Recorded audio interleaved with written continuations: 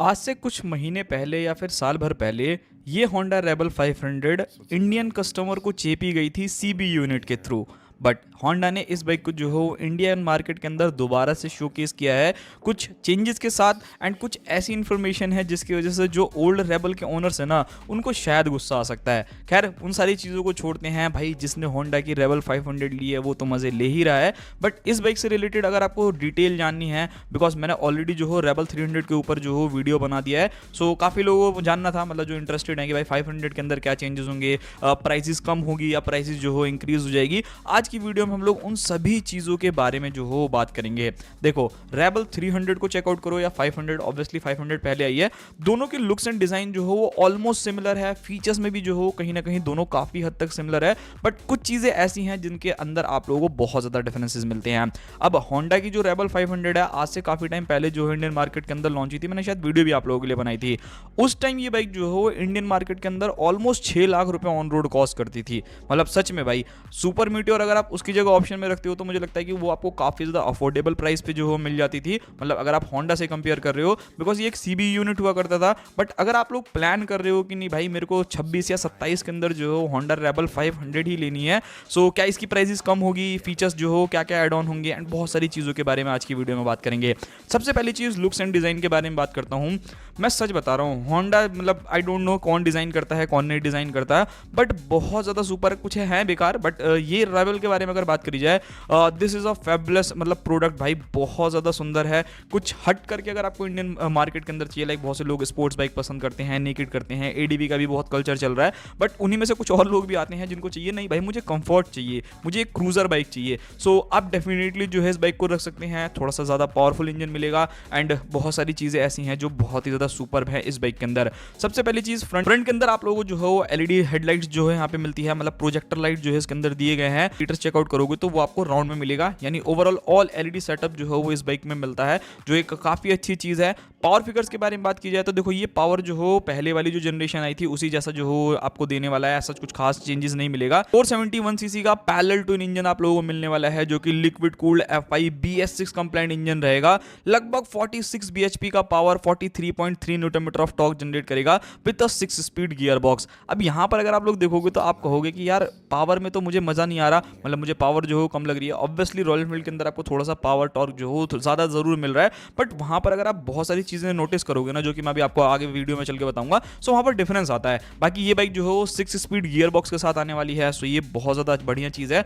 जिस बंदे को चाहिए कि नहीं भाई मेरे को एक स्मूथ एक रिलायबल इंजन चाहिए, कोई वाइब्रेशन नहीं चाहिए एंड ऐसी इरिटेटिंग जो हो साउंड नहीं चाहिए, so you know very well अगर आपने होंडा को कभी ओन किया होगा तो भाई ये चीज़ बहुत बढ़िया है। थोड़ा सा प्लास्टिक क्वालिटी में थोड़ी सी कमी पेशी है, बट ठीक है, आप कुछ अच्छा चाहिए तो कुछ तो कॉम्प्रोमाइज़ करना ही पड़ेगा। सो वो चीज़ है। फीचर्स वाइज अगर मैं बात करूं कि इस बाइक के अंदर आपको फीचर्स जो हो क्या क्या देखने को मिलेंगे, सो देखो जो सीबी यूनिट पहले आया था, मतलब जो इंडियन मार्केट के अंदर शायद विदाउट ई क्लच आया था, वो तो सारे के सारे सेल आउट हो गए थे। अब वहां पर जो चीज़ें थी वो थोड़ी सी अलग थी, एंड यहाँ पर जो इंडियन वेरिएंट आएगा ना वहां पर हो सकता है कि आपको थोड़ी बहुत चीज़ें जो हो वो अलग देखने को मिले, लाइक स्विचेस की जो क्वालिटी है उसमें थोड़ा इंप्रूवमेंट मिले, थोड़े बहुत फीचर जो हो आपको डिफरेंस देखने को मिले। इस बाइक के अंदर आपको ऑल एलईडी सेटअप, यहाँ पर अगर आप डिस्प्ले चेकआउट करोगे तो प्रॉपर जो हो राउंड डिस्प्ले मिलेगी, एंड सारे के सारे फीचर्स जो है इसके अंदर आने वाले हैं, चाहे वो आपका गियर इंडिकेटर हो, क्या कहते हैं एबीएस की वार्निंग हो, माल फंक्शन लाइट हो, ट्रिप मीटर हो, सारी की सारी इंफॉर्मेशन जो है यहाँ पर आपको मिलेगी। हैजार्ड लाइट, उसी के साथ ई क्लच, प्रोजेक्टर लाइट्स आपको मिलती हैं। 11.2 लीटर का जो है यहाँ पर आपको फ्यूल टैंक मिलने वाला है।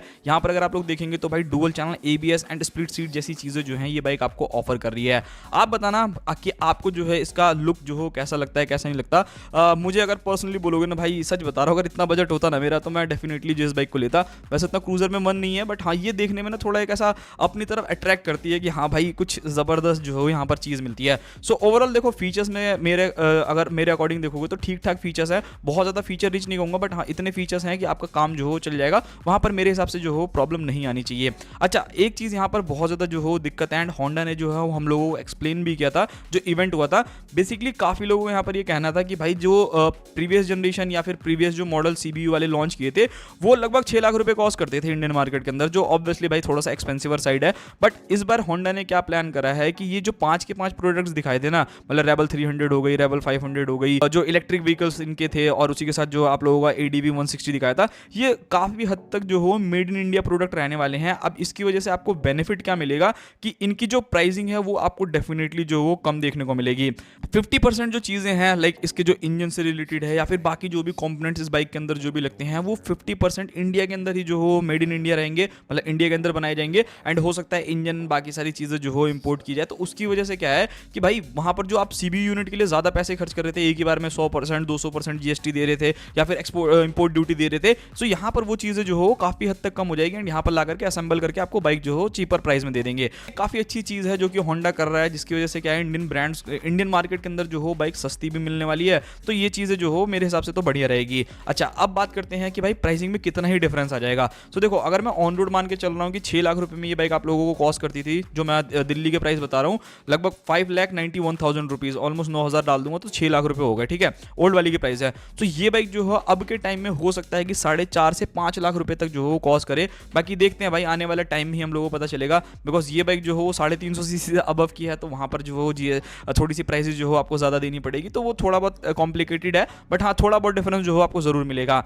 बात करते हैं टायर, ब्रेक एंड सस्पेंशन के बारे में कि यहाँ पर क्या डिफरेंसेस रहेंगे। सस्पेंशन में फ्रंट में आप लोगों की आंखों के सामने है भाई टेलीस्कोपिक सस्पेंशन आपको मिलते हैं, रियर में आप लोगों को ट्विन शॉक एब्जॉर्बर्स देखने को मिलेंगे और लिटिल बिट कंफर्टेबल नहीं होते, बट ठीक है काम चल जाएगा, कोई दिक्कत नहीं है, क्योंकि इस पर मेरे को लगता है सिंगल बंदा ही जो ज़्यादा राइड करना पसंद करेगा या अपनी गर्लफ्रेंड के साथ घूमना फिरना जाओगे तो वो सारी चीज़ें कर सकते हो। टायर साइज जो हो आप लोगों को क्या मिलेगा, सो इसका टायर साइज एंड रेबल 300 का टायर साइज जो हो बिल्कुल सेम है, यानी कि इस बाइक के अंदर आपको 130, 90, 16 इंचेस के जो हो फ्रंट के अंदर टायर मिलेंगे, 150, 80, 16 इंचेस के जो हो रियर में टायर मिलने वाले हैं। सो यहाँ पर कोई भी डिफरेंसेस नहीं है।